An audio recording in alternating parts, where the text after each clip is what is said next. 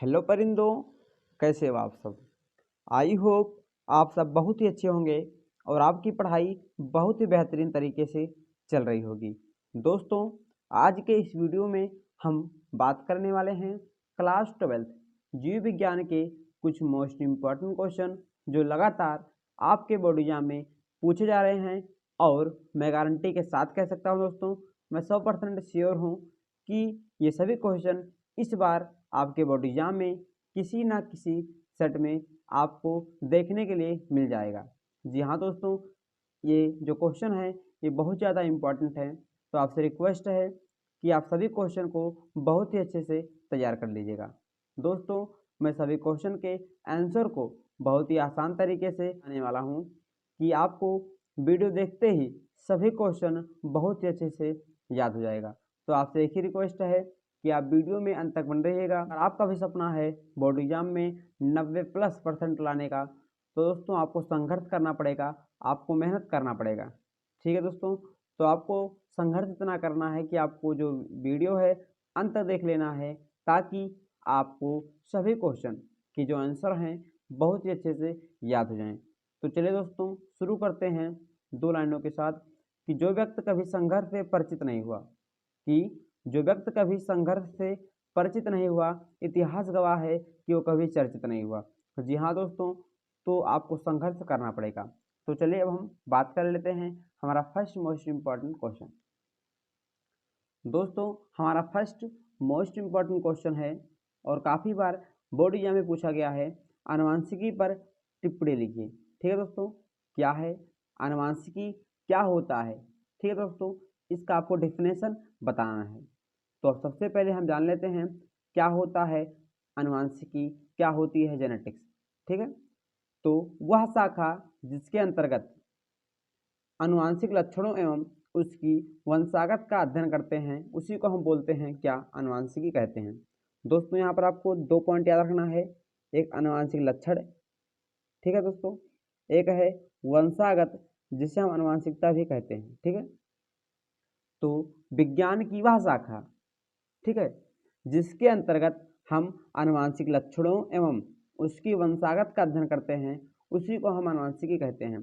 आपको याद कुछ नहीं करना है, ठीक है, आपको केवल 2 शब्द याद रखने हैं। कौन कौन, आनुवंशिक लक्षण एवं वंशागत। ठीक है, तो वह शाखा जिसमें हम आनुवंशिक लक्षणों एवं उसकी वंशागत का अध्ययन करते हैं, उसी को हम आनुवंशिकी कहते हैं। अब दोस्तों, एक बार इसको आप अपने मुंह से बोलिएगा, ठीक है, ताकि आपको तुरंत याद हो जाए। तो हमारे साथ आप रिपीट करते हुए चलिएगा कि वह शाखा जिसके अंतर्गत आनुवंशिक लक्षणों एवं उसकी वंशागत का अध्ययन करते हैं, उसी को हम आनुवंशिकी कहते हैं। सिंपल सा डेफिनेशन आपके लिए मैंने यहाँ पर लिखा है। अब दोस्तों, हम बात कर लेते हैं कि सबसे पहले इसका प्रयोग किसने किया था। दोस्तों, सर्वप्रथम जो आनुवंशिकी शब्द है, इसका प्रयोग किया था विलियम बेटसन नामक वैज्ञानिक ने। ठीक है दोस्तों, इंपॉर्टेंट पॉइंट है कि सबसे पहले आनुवंशिकी शब्द का प्रयोग किसने किया था, तो विलियम बेटसन ने। ठीक है दोस्तों, आनुवंशिकी शब्द का क्या अर्थ होता है, उसका मतलब क्या होता है, तो इसका अर्थ होता है वृद्धि होना या वृद्धि करना। ठीक है, आनुवंशिक का मतलब होता है वृद्धि करना या वृद्धि होना। दोस्तों, ये था आनुवंशिक का डेफिनेशन। अब हम बात कर लेते हैं इसी से मिलता जुलता एक आनुवंशिकता क्या होता है। ठीक है, जिसमें आनुवंशिक लक्षणों एवं उसकी वंशागत का अध्ययन करते हैं। यहाँ पर एक शब्द है आनुवंशिक लक्षण, तो ऐसे लक्षण जो जनकों से संतत में जाए उसे आनुवंशिक लक्षण कहते हैं। अब वंशागत क्या होता है, अब हम यहाँ पर बात करेंगे। दोस्तों, हमारा सेकंड क्वेश्चन है वंशागत या आनुवंशिकता। ठीक है, उसका आपको डेफिनेशन यहाँ पर लिखना है। ठीक है, सबसे पहले आप जान लीजिए कि सर्वप्रथम प्रयोग किसने किया था, तो वंशागत या आनुवंशिकता शब्द का सर्वप्रथम प्रयोग स्पेंसर नामक वैज्ञानिक ने किया था। ठीक है, और आनुवंशिकी का विलियम बेटसन, वंशागत का स्पेंसर। ठीक है, तो अब क्या होता है, आनुवंशिक लक्षणों का जनकों से संतत में पहुंचने की प्रक्रिया वंशागत या आनुवंशिकता कहलाती है। ठीक है, कोई भी आनुवंशिक लक्षण है, ठीक है, जब वो जनकों यानी कि पिता से संतत यानी कि संतान में, तो कोई भी लक्षण जब पिता से संतान में पहुंचते हैं, तो उसी प्रक्रिया को हम वंशागत या आनुवंशिकता कहते हैं। दोस्तों आशा करता हूँ कि आपको आनुवंशिकी और आनुवंशिकता बहुत ही अच्छे से समझ में आ गए होंगे। ठीक है दोस्तों, तो अब हम बात कर लेते हैं हमारे थर्ड नंबर क्वेश्चन पर। दोस्तों हमारा थर्ड क्वेश्चन है, इम्पोर्टेंट क्वेश्चन है कि वंशागत के क्रोमोसोमवाद किसने प्रस्तुत किया था। यानी कि जो आनुवंशिकता होती है उसका गुणसूत्रवाद जो, ठीक है, किसने दिया था। इम्पॉर्टेंट पॉइंट है दोस्तों कि वंशागत का जो गुणसूत्रवाद है किसने दिया था, तो वैज्ञानिक थे, उनका नाम था सटन एवं बाबेरी ने। ठीक है दोस्तों, सटन एवं बाबेरी ने गुणसूत्रवाद को प्रस्तुत किया था। दोस्तों अब हमारा अगला क्वेश्चन है जो बहुत ही आसान सा है। मैंने आपके लिए दोस्तों कुछ ही बहुत ही कम, लगभग ना के बराबर शब्दों में इसको समझाने की कोशिश की है। ठीक है दोस्तों, अगर आप केवल गिना चुना इतने शब्द को पढ़ लेते हैं, समझ लेते हैं, आपको दोस्तों केवल यहाँ पर समझना है, रटना आपको बिल्कुल नहीं है। मैं आपसे हर वीडियो में यही कहता हूँ, ठीक है, क्योंकि अगर आप रटेंगे तो फिर क्या होगा, भूल जाएंगे, फिर रटेंगे फिर भूल जाएंगे, तो क्या मतलब है आपके पढ़ने का। ठीक है, तो यहाँ पर हमारा अगला क्वेश्चन है, क्वेश्चन नंबर 4, टर्नर सिंड्रोम क्या होता है। क्या दोस्तों, टर्नर सिंड्रोम क्या होते हैं। अब मैं आपको दोस्तों इसका ट्रिक के माध्यम से बताऊंगा कि टर्नल, टर्नल कौन सा, टर, टर मतलब टर जाना, कोई चीज़ यहाँ पे है उसको आप टार देंगे। हमारे दोस्तों यहाँ पर गांव में बोलते हैं टर गया। टरने का मतलब होता है कोई भी वस्तु है, कोई भी सामान है, ठीक है, वो एक स्थान से दूसरे स्थान पे कर देते हैं तो उसी को बोलते हैं टरना। ठीक है, तो यहाँ पर क्या है, टर्नर, टर मतलब क्या हो गया, कोई चीज़ टर गया। मान लीजिए कोई दो है तो बचा एक, यानी कि टर गया। अब आप समझ गए होंगे दोस्तों कि मैं क्या कहना चाह रहा हूँ।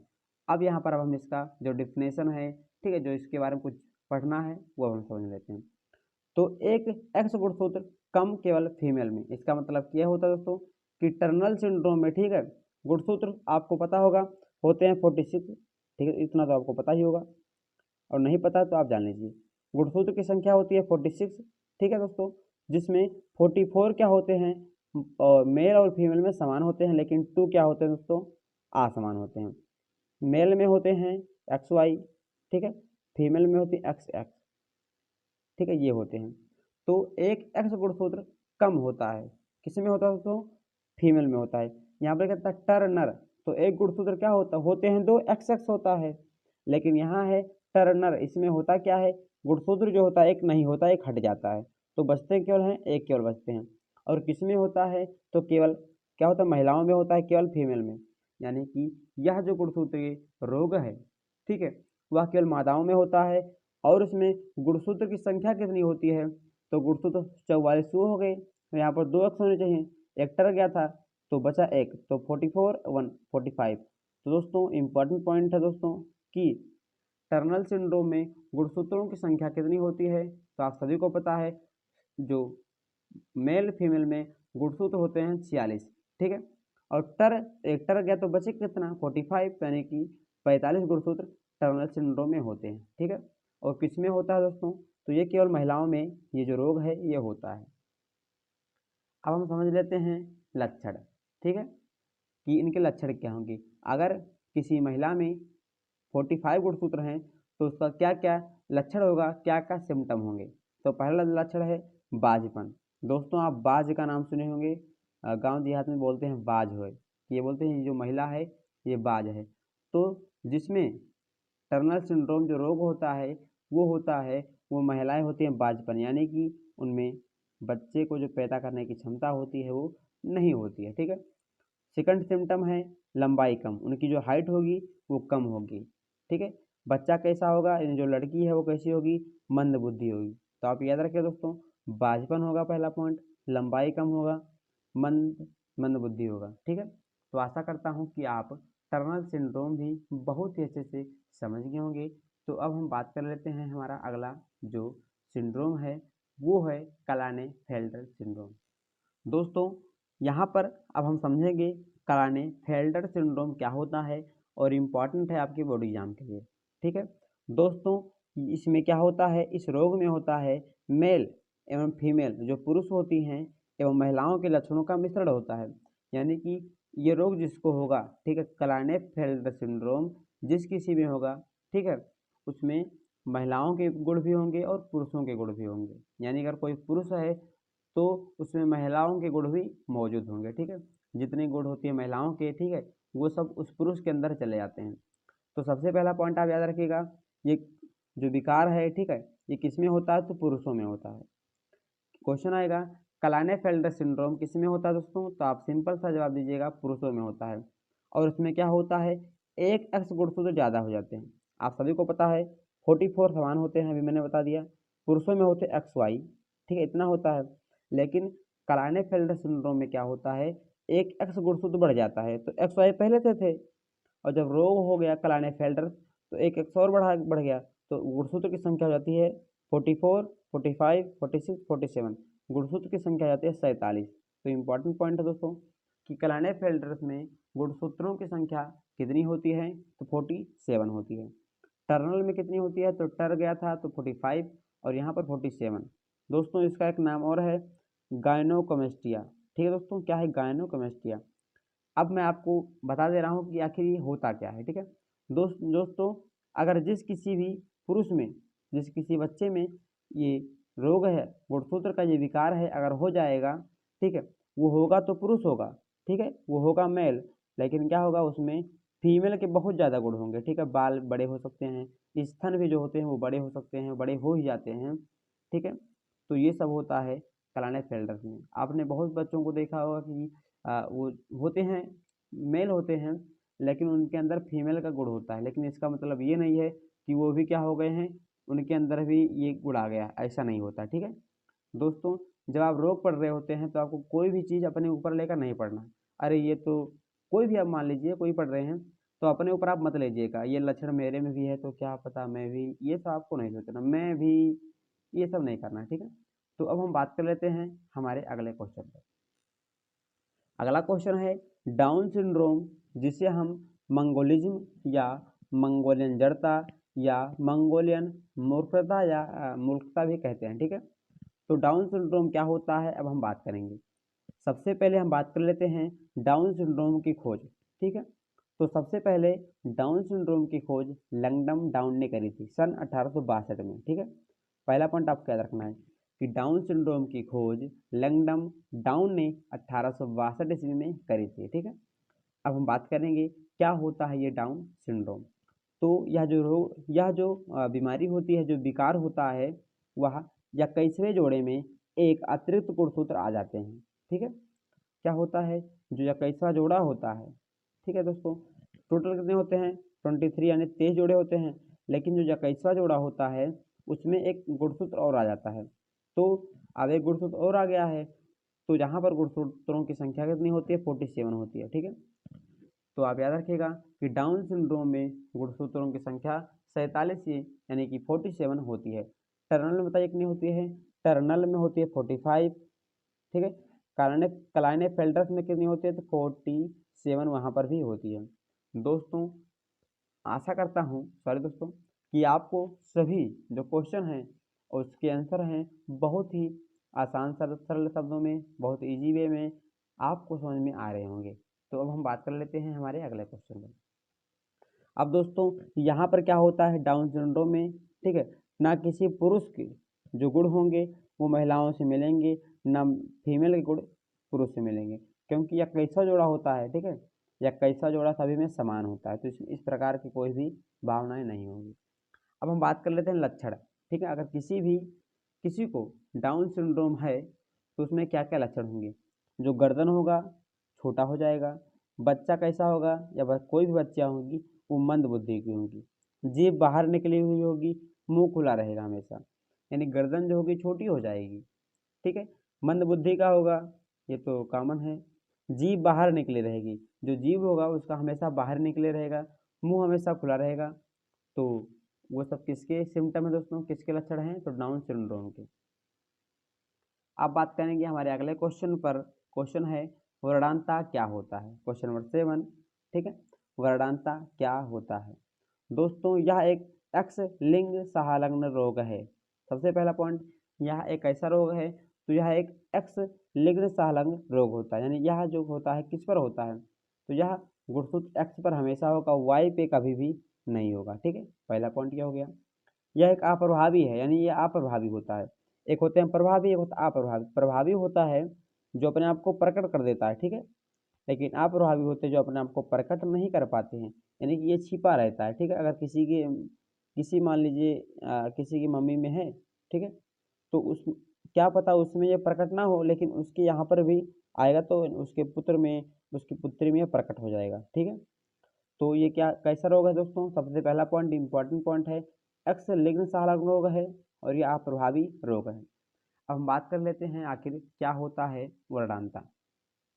दोस्तों, जिस किसी भी व्यक्ति को यह रोग हो जाता है वह लाल एवं हरे रंगों में विभेद यहाँ पे होगा, ठीक है, विभेद नहीं कर पाता। अगर किसी को ये रोग हो जाता है तो वह लाल रंग जो होता है और हरा रंगों में विभेद यानी अंतर नहीं कर पाता है। इसलिए जो ऐसे व्यक्ति होते हैं उनको रेलवे में नौकरी नहीं दी जाती है, ठीक है। अब मान लीजिए आपको नौकरी दे भी दें, रेलवे में आप जॉब कर लिए और आपको है बढ़ानता, कोई भी हो सकता है, उसको बढ़ानता है। अब दोस्तों उसको बढ़ानता है और वहाँ पर जो ट्रेन है वहाँ पर बत्ती जल रही लाल की, आपको दिखाई दिया हरा, आप ट्रेन लेके चल पड़े, पता चला कि रास्ते में एक्सीडेंट हो गया। तो क्या होता है, इसीलिए इनको, ठीक है, जो रेलवे होती है इन सभी में उनको नौकरी नहीं मिलती है। क्यों नहीं मिलती? क्योंकि लाल और हरे रंगों में वो पहचान नहीं कर ही नहीं पाते, अंतर क्या होता है वो कर ही नहीं पाते। अब ले जाके लड़ा देंगे, कहीं पे एक्सीडेंट हो जाएगा ना, कितने हज़ारों लोग मारे जाएंगे। अब हम जान लेते हैं आखिर ऐसा क्यों होता है, ठीक है, आखिर क्या होता है, उनमें क्या ऐसा हो जाता है कि वो लाल और रंग में अंतर ही नहीं कर पाते, क्या कौन सा लाल है कौन सा हरा है। क्योंकि दोस्तों कारण ये है क्योंकि जीन एक्स पर होती है, जो जीन होती है, ये जो वर्णांता का जीन होता है यहाँ पर लिखा है एक्स पर होती है, तो वह रंगा कोशिकाओं का निर्माण करना बंद कर देती है। जब ये हमेशा कहाँ जाएगी, एक्स पर जाएगी, तो ये क्या होगा, जो रंगा कोशिकाएं होती हैं, ठीक है दोस्तों, जो देखने में सहायक होती हैं, जो पहचान करवाती हैं ये वाइट कलर है, ये ब्लैक है, ये येल्लो है, वो सब क्या होती हैं, वो काम करना, जो रंगा कोशिकाओं का निर्माण करना होता है वो बंद कर देती हैं। बस यही कारण है कि वर्णांता हो जाता है, ठीक है। अब हम बात कर लेते हैं क्वेश्चन नंबर 8 पर। दोस्तों क्वेश्चन नंबर 9 और क्वेश्चन नंबर 10 बहुत ही ज़्यादा इंपॉर्टेंट है और लगभग हर साल बोर्ड एग्जाम में पूछे जा रहे हैं, ठीक है। सभी क्वेश्चन इंपॉर्टेंट है, लेकिन 9 और 10 जो क्वेश्चन है वो बहुत ज़्यादा इम्पॉर्टेंट है, ठीक है। हमारा क्वेश्चन नंबर 8 है, हीमोफीलिया क्या होता है? हीमोफीलिया को हम ब्लीडर रोग भी कहते हैं, शाही रोग भी कहते हैं, क्रिस्मर रोग भी कहते हैं। दोस्तों अब यहाँ पर हम बात करेंगे आखिर क्या वजह है कि हम हीमोफीलिया को ब्लीडर क्यों बोलते हैं, शाही रोग क्यों बोलते हैं या क्रिस्मर रोग क्यों बोलते हैं, ठीक है दोस्तों। दोस्तों सबसे पहले हम बात करेंगे, ये क्वेश्चन आपके बोर्ड एग्जाम में पूछा भी गया है कि हीमोफीलिया को ब्लीडर रोग क्यों कहते हैं। तो इसे इसलिए कहते हैं, इसका नाम है ब्लीडर, क्योंकि ये जो रोग हो जाता है होने के बाद किसी भी व्यक्ति में रक्त का थक्का नहीं जमेगा। यानी कि अगर कोई व्यक्ति है, ठीक है, अगर वो कट जाता है, अगर ये रोग है तो उसका जो रुधिर होगा वो नहीं जमेगा। आप देखे होंगे दोस्तों कि अगर आप कट जाते होंगे 2 मिनट 3 मिनट 4 मिनट के बाद ब्लड जो होता है, रुधिर होता है, वो तुरंत जम जाता है। लेकिन अगर किसी को ये रोग हो गया, हीमोफीलिया हो गया, तो उसमें रुधिर नहीं जमेगा और उसकी मृत्यु हो जाएगी। तो इसका नाम ब्लीडर इसलिए होता है क्योंकि इसमें रुधिर का थक्का नहीं बनता या रुधिर नहीं जमता है। अब हम बात करेंगे कि इसे शाही रोग क्यों कहते हैं, ठीक है। दोस्तों इसे शाही रोग इसलिए कहते हैं कि सबसे पहले यह शाही परिवार में हुआ था, ठीक है, एक शाही परिवार था, बहुत बड़ा परिवार था, उसी में हुआ था, इसीलिए इसे हम शाही परिवार कहते हैं। अब दोस्तों इसके बारे में थोड़ा हम डिटेल से समझेंगे। इंग्लैंड की एक महारानी थी जिनका नाम था विक्टोरिया, ठीक है, आप सुने होंगे कहानी कि इंग्लैंड की एक महारानी थी जिनका नाम था विक्टोरिया, वही इंग्लैंड, ठीक है, जिसने हमारे हमारे यहाँ पर हमारे इंडिया में कितनों साल शासन किया, ठीक है, इस सोने की चिड़िया को खोखला करके चले गए। तो इंग्लैंड की एक महारानी थी जिनका नाम था विक्टोरिया, वो सबसे पहले इसकी वाहक थी, ठीक है, और वो वाहक थी, तो वाहक हैं तो उनके पुत्र हो गया, पुत्री होगी, उसी में वो रोग दिखाई देगा। तो उनका पुत्र एक था, ठीक है, जिसका नाम था लियोपोल्ड, लियोपोल्ड नाम था, तो उसका जो पुत्र था उसके अंदर ये रोग हो गया था, ठीक है, तो इसलिए उसे से बोलते हैं शाही रोग। अब इसका नाम क्रिसमस रोग क्यों पड़ा था? इसका नाम क्रिसमस रोग इसलिए पड़ा था क्योंकि सबसे पहले यह स्टीफन क्रिसमस में देखा गया, सबसे पहले देखा गया था कहाँ पर, स्टीफन क्रिस में। और हुआ किस में था? तो यह जो शाही परिवार था इंग्लैंड की महारानी विक्टोरिया के पुत्र लियोपोल्ड के में हुआ था। ठीक है दोस्तों, तो अब हम बात कर लेते हैं इसकी खोज किसने करी थी। इसकी खोज जॉन ओफो ने करी थी। ठीक है, जॉन ओफो इसकी खोज करता है। ये एक्स लिंक्ड क्षारक रोग है। क्या होता है इसमें, रक्त का स्कंदन या रक्त का थक्का नहीं होता है। ठीक है, रक्त का जो थक्का होता है, रक्त जमता ही नहीं है, और अगर रक्त नहीं जमेगा तो किसी भी व्यक्ति की मृत्यु हो जाएगी। ठीक है दोस्तों, अब हम बात कर लेते हैं क्वेश्चन नंबर 9, जो बहुत ही ज़्यादा इम्पॉर्टेंट है। दोस्तों क्वेश्चन नंबर 9 है और काफ़ी भी इम्पॉर्टेंट है और लगातार बोर्ड एग्जाम में पूछा जा रहा है कि आपूर्ण प्रभाविता क्या होता है। क्या दोस्तों, आपूर्ण प्रभाविता क्या होता है। तो सबसे पहले हम बात कर लेते हैं इसकी खोज किसने करी थी। तो आपूर्ण प्रभाविता की खोज कार्ल कारेंस नामक विज्ञानी ने की थी। ठीक है, पहला पॉइंट, खोज कार्ल कारेंस नामक विज्ञानी ने किस में करी थी। तो एक पौधा था जिसका नाम था मीराबिलिस जलापा नामक पौधे में। ठीक है, मीराबिलिस जलापा नामक पौधे में सबसे पहले खोज की गई थी। अब हम बात कर लेते हैं कि आखिर क्या होता है आपूर्ण प्रभाविता। दोस्तों सबसे पहले आप इसका नाम देखिएगा, इसका नाम क्या है, आपूर्ण प्रभाविता। पूर्ण मतलब क्या, पूरा पूरा हो जाएगा। अपूर्ण यानी इसमें अपूर्ण होगा, आधा ही होगा, आधा से कम होगा। तो अगर पूर्ण होता तो पूर्ण रूप से होता, लेकिन अपूर्ण लगा है यानी पूर्ण रूप से ना होगा। अब हम समझेंगे डेफिनेशन। जब दो कारक उपस्थित हों तथा दोनों में से एक भी पूर्ण रूप से अपना प्रभाव न दिखाएं तो वह अपूर्ण प्रभाविता कहलाती है। फिर से देखेंगे कि जब दो कारक हों, अभी आपको मैं चित्र के माध्यम से समझाऊंगा क्योंकि आपके बोर्ड एग्जाम में चित्र भी पूछ लेता है। तो अगर आप इसको समझ गए तो चित्र तो चुटकियों का काम है, आप अच्छे से बना लेंगे। जब दो कारक उपस्थित हों, ठीक है, दो कारक अभी मैं आपको बना के यहाँ पर समझाऊंगा। जब दो कारक उपस्थित हों तो तथा दोनों में से एक भी पूर्ण रूप से अपना प्रभाव न दिखाएं। दो कारक तो हों लेकिन दोनों में से कोई भी पूर्ण रूप से अपना प्रभाव न दिखाएं। ठीक है दोस्तों, कोई भी पूर्ण रूप से अपना प्रभाव न दिखाएं। जब कोई नहीं दिखाएगा तो क्या होगा, तो वही क्रिया कहलाती है अपूर्ण प्रभाविता। अब इसमें होगा क्या, मान लीजिए दोस्तों कोई लाल पौधा है, कोई सफ़ेद पौधा है, ये अपना प्रभाव दिखाएगा तो पौधा लाल लाल हो जाएगा, ये दिखाएगा तो पौधा कैसा हो जाएगा, ये अगर सफ़ेद सफ़ेद हो जाएगा। लेकिन ना ये पूर्ण रूप से ये आधा दिखा रहा है, आधा ये दिखा रहा है। जब आधा आधा दिखाएंगे तो पौधा दूसरे रंग का हो जाएगा। तो अब हम समझ लेते हैं चित्र इसका। दोस्तों क्या लिखा है, जब दो कारक उपस्थित हों, तो दो कारक ले लेते हैं, एक आर, ठीक है दोस्तों, और एक कैपिटल कैपिटल, एक स्मॉल स्मॉल। इसका नाम दे देंगे हम लाल लाल फूल या लाल पुष्प। ठीक है, इसका नाम दे देंगे हम सफ़ेद पुष्प। अब दोस्तों ये लाल पुष्प है तो इसका एक निकलेगा, मैंने आपको पहले ही पढ़ा दिया है। इसका युग्मक निकलेगा तो ये हो जाएगा। इसके बीच हम क्रॉस कराएंगे तो आ जाएगा आर, कैपिटल आर स्मॉल। ठीक है, ये हो गया।